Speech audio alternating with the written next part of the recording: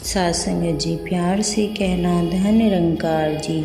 सत्संग जी जैसे हम सभी श्रवण करते हैं सतगुरु बाबा गुरबचन सिंह जी महाराज के जीवन पर लिखी गई पुस्तक जीवन शिक्षा निरंकारी बाबा गुरबचन सिंह जी द्वारा जीवन यात्रा में उठाया गया एक एक कदम मानवता के पथ पर चलने वालों की राह को इकसार बनाता गया, जिस पर चलकर लाखों लाखों इंसान अपने जीवन को आध्यात्मिक व सामाजिक रूप से सफल बना सके। इसका टॉपिक के निष्कर्ष प्यार से कहना धन्यकार जी। आप जी इसके एक वचनों का आनंद लें। यह एक अटल सत्य है कि बाबा गुरबचन सिंह जी की मानव जाति को देन व प्रेरणादायक शिक्षा को शब्दों में बांधना कोई आसान काम नहीं। फिर भी अलग अलग घटनाओं के माध्यम से उन्होंने जीवन जीने की जो प्रेरणा दी और जिस प्रकार जीवन के हर पहलू को एक सही दिशा प्रदान की, वह इस सर्वपक्षीय व्यक्तित्व की बहुत बड़ी देन है। जीवन में पल पल उनके जो कमाल देखने को मिलते रहे, उसे किसी पुस्तक के द्वारा बयान कर पाना असंभव तो है, लेकिन फिर भी उनकी विलक्षणता को संक्षेप रूप में यहाँ प्रस्तुत करने का एक तुच्छ प्रयास किया जा रहा है। बाबा गुरबचन सिंह जी वर्तमान युग के बहुपक्षीय व्यक्तित्व थे, जिन्हें जितना पास से समझने की कोशिश की गई उतने ही श्रद्धा से सिर झुकाता चला गया। जैसे सागर की गहराई में जो जो उतरते हैं त्यों त्यों बहुमूल्य खजाने इनके अंदर से प्राप्त कर लेते हैं और फिर भी अनेकों हमारी पहुंच से दूर रह ही जाते हैं। उसी प्रकार बाबा गुरबचन सिंह जी का व्यक्तित्व था, जिसे जिस किसी ने भी जिस पक्ष से देखा सदा पूर्ण पाया और इनकी रहनुमाई प्राप्त की। बहुत से ऐसे पक्ष भी होंगे जिन्हें इंसान की सीमित निगाह देख भी न पाई होगी। जीवन का कोई छोटे से छोटा या बड़े से बड़ा पक्ष अथवा क्षेत्र नहीं जिनमें उन्होंने मानवता का पथ प्रदर्शन न किया हो। उन्हें युग प्रवर्तक कहना कोई अतिशयोक्ति नहीं है, क्योंकि उन्होंने इस युग को हर क्षेत्र में दिशा निर्देश दिए हैं। वह कोई करामाती अथवा चमत्कारी नहीं थे कि चुटकी भर राख देकर वर अथवा श्राप के चक्रों में फंसा देते। चाहे उनके अनुयायी जीवन के कदम कदम पर ऐसे अनेकों चमत्कार देखते रहे, जिनमें उन्हें लगता था कि फला मीठा फल उनकी किस्मत या भाग्य का नहीं, बल्कि सतगुरु के रहमो करम और बख्शिश का परिणाम है, जो गूंगे से राग गवा सकती है। लेकिन उन्होंने कभी हथेली पर सरसों नहीं जमाई थी और न ही कोई करामात करके दुनिया को इकट्ठा किया था। बाबा गुरबचन सिंह जी ने सभी शक्तियों का मालिक होते हुए भी एक साधारण मनुष्य की तरह जीवन के हर एक पक्ष को मानवता के स्तर से देखा, अपना जीवन उसी पर जिया और दूसरों को भी जीने की राह दिखाई। जीवन का कोई पक्ष ऐसा नहीं जिस पर उन्होंने मानव को सही राह न दिखाई हो। व्यक्तिगत, पारिवारिक, सामाजिक, आर्थिक, राजनैतिक व आध्यात्मिक जीवन को उन्होंने इंसानी स्तर पर देखा और इन्हें कायम रखते हुए जीवन जीने का ढंग बताया। उन्होंने जीवन को कार्य रूप दिया। वह जानते थे कि कई टन थोते बालों की रत्ती भर कर्म अधिक लाभदायक है, इसीलिए वह मनुष्य को पूर्ण बनाने के लिए पुण्य मानवीय कर्म करने की राह बताते थे। इसी तरह आपकी यह आस्था थी कि आवश्यकता इंसान को इंसान बनाने की है। क्योंकि उसमें से इंसानी प्रवृत्ति घटने और हैवानी की व शैतानी प्रवृत्ति बढ़ने के कारण ही यह गुमराह हो रहा है। जीवन की सही कीमत का अनुमान न होने के कारण उन कीमतों को ही संभालने में जुट गया है जिनका प्रयोग न तो इस जहान में सही है और न ही परलोक में।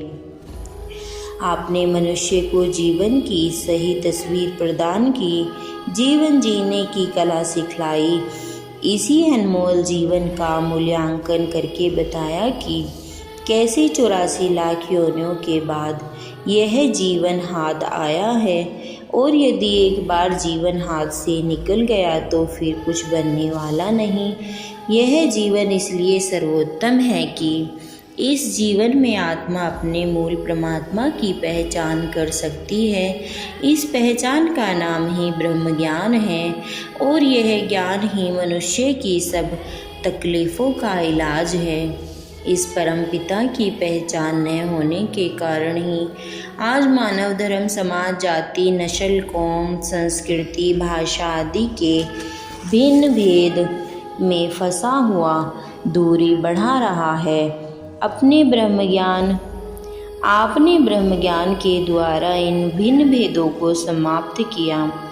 आपने एक परम पिता की पहचान देकर सबको एक विशाल परिवार का सदस्य होने का एहसास बख्शा। इसी प्रकार बाबा गुरबचन सिंह जी ने इस ब्रह्म ज्ञान की रोशनी को दुनिया के हर कोने में पहुंचाकर मानव को मानव से जोड़ा, सभी भेदभावों से ऊपर उठकर जीवन जीने की राह बताई। आपने इस ब्रह्म ज्ञान रूपी धारा को जगह जगह पहुंचाने के लिए रात दिन एक कर दिए। दिसंबर 1962 में आपके कंधों पर इस सत्य के मिशन की जिम्मेदारी आई। आपने 1962 से 1980 तक के समय में इस सत्य के मिशन को विश्वव्यापी बना दिया। आप जानते थे कि आज के वैज्ञानिक युग में दुनिया एक दूसरे के बहुत करीब आ चुकी है। एक देश का रहन सहन, खान पान, बोल चाल और विचारधारा बहुत जल्दी ही अन्य देशों को भी प्रभावित करती है। आज कोई भी समस्या किसी एक देश की निजी समस्या नहीं, हर समस्या के साथ सारा विश्व जुड़ जाता है। मज़हब, जाति, रंग, नस्ल और संस्कृति के नाम पर यदि एक देश में खून की नदियाँ बही है तो शेष विश्व में भी इसका प्रभावित नहीं रह सकता। इसीलिए यह मानव एकता का संदेश भी अति शीघ्र विश्वव्यापी बनाना होगा। आप जानते थे कि यदि मानव सही हो गया तो सारी दुनिया सही हो जाएगी। इस विश्वव्यापी संदेश के लिए आपने अलग अलग प्रचार समूह अलग अलग देशों में भेजे, जो उन देशों की सभ्यता और संस्कृति को समझकर उनके पक्ष से पहले जीवन को देखे और फिर उन्हें भी जीवन की सही तस्वीर दिखा पाए। हुजूर स्वयं भी सारा साल देश विदेश की प्रचार यात्रा पर ही रहते थे। बाबा गुरबचन सिंह जी के आध्यात्मिक मार्गदर्शन के साथ साथ यदि एक पारिवारिक शिक्षक भी कहा जाए तो गलत नहीं होगा। आपने अपने गुरसिखों के पारिवारिक जीवन सुखी करने के लिए बच्चों को अपने माता पिता के प्रति कर्तव्य और माता पिता को बच्चों के प्रति कर्तव्य व समाज के प्रति कर्तव्य निभाने की शिक्षा दी। आपने बच्चों को यहाँ तक समझाया कि गुरु घर की तुम्हारी सेवा तभी प्रवान होगी अगर माता पिता की सेवा करते रहोगे। गुरु के साथ संगत के आशीर्वाद के साथ साथ ही माता पिता और बहन भाइयों का आशीर्वाद भी लेना है। उनके साथ ही प्रीत प्यार से बोलना और उनकी भावनाओं की कद्र करनी है। यदि हर घर परिवार में प्यार व कुर्बानी की भावना बनी रहेगी तो घर का वातावरण भक्ति का वातावरण बना रहेगा। ऐसा घर किसी मंदिर से कम नहीं होते, जहाँ भगवान की बनाई हुई इन सजीव मूर्तियों की पूजा, सेवा, सत्कार और सम्मान होता है। आपने सदा इसी बात पर बल दिया कि दुनिया के सभी लड़ाई झगड़े अपने अधिकारों के कारण होते हैं, न कि कर्तव्यों के कारण। हुजूर ने परिवार में जो सेवा, सिमरन, सत्संग का वातावरण स्थापित किया, उससे आपको श्रद्धालुओं के घर में सुख, शांति और सुखद माहौल दिखाई देने लगा। आज समाज में संयुक्त परिवार कहीं कहीं दिखाई देते हैं। इसका कारण यही है कि हर इंसान स्वार्थी व स्व केंद्रित होता जा रहा है। वह हर उस रिश्तेदारी को निभाने के लिए तैयार है जिससे उसके किसी निजी हित की पूर्ति हो। इसके विपरीत अगर उसके हितों की पूर्ति न होती हो तो कभी महंगाई की दुहाई देकर, कभी अस्वस्थता की आड़ लेकर और कहीं आधुनिकता की शान को बरकरार रखते हुए परिवारों से दूर अपने आप तक ही सीमित होता जा रहा है। निसंदेह विज्ञान की दूरियों को कम कर दिया है। आज दूसरे देशों के लोग किसी और ग्रह के निवास नहीं लगते, लेकिन काश दिलों की दूरियां भी दूर हो सकती है। आपने यही कुछ किया, दिल से दिल की भावना से भावनाओं को जोड़ा, दिलों में से नफरत, वैर, विरोध, द्वेष, ईर्ष्या, जलन व घृणा जैसी भावनाओं को निकाला और हर दिल में प्रीत, प्यार, अपनत्व, सद्भावना, करुणा, दया और मिलवर्तन की भावना भरी। जब भावनाएं विशाल हो गई तो दिल भी पाक, पवित्र, न्यौछावर होने के लिए तैयार हो गए। जिसके हृदय शुद्ध पावन निरंकार के साथ जुड़कर पावन हो गया, वही निरंकार की विशाल स्वरूप का आनंद लेता चला गया। जो भी आपकी शिक्षा को अपनाते गए उनके घर स्वर्ग बन गए। आपने घरेलू सुखों को कायम रखने की प्रेरणा सदा अपने गुरसिखों को दी और समझाया कि जिनके हृदय में गुरु की शिक्षा दृढ़ हो जाती है उनके घर में भी सुख, शांति और सत्कार मिलता है और बाहर भी शान के साथ ही सिर उठाकर चल पाते हैं। वह सिखलाई ने घरों का नक्शा ही बदल दिया। घरों में बेटी और बहू, सास और बहू, नंद और भाभी, देवरानी, जेठानी आदि सभी रिश्ते केवल प्रभु प्रेम के सूत्र में बंध गए। भेदभाव खत्म हो गए, एक दूसरे को समझने लायक हो गए। यही बस नहीं, यही कहीं कोई गुरसिख अपने कर्तव्य से भटक गया या भक्ति मार्ग से इधर उधर हो गया तो भी आपने उसे उसके हाल पर बेआसरा नहीं छोड़ दिया, बल्कि उसे चेतन किया कि वह अपनी चिंता, परेशानी और दुख का कारण दूर करने की कोशिश करे।